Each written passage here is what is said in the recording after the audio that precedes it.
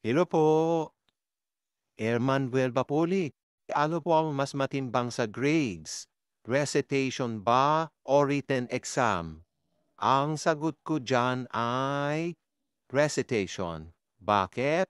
Kasi nga, kung titignan mo yung policy guidelines sa grading system ngayon, ang performance task ay tumitimbang lang naman ng 45 to 50% ng inyong grade. Samantalang ang written exam ay tumitimbang ng 20 to 25% ng inyong grade. Kaya kung ako sa inyo, huwag masyadong mag-focus sa written exam. Hindi naman sa gano'n, pero mas pagbutihin ninyo ang pagre-recite, pagpa-participate sa klase, yung mga group activities, at yung mga actual na ginagawa ninyo sa klase, katulad nga ng recitation. Kasi nga, mas nakikita ng teacher na natututo kayo kapag nai-apply ninyo yung pinag-aralan ninyo sa inyong pang-araw-araw na ginagawa o sa inyong mga output. Hindi katulad ng written exam.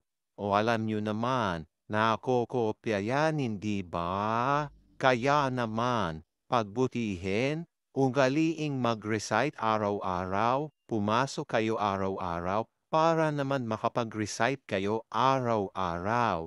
Good luck, mag-aral mabuti. God bless po.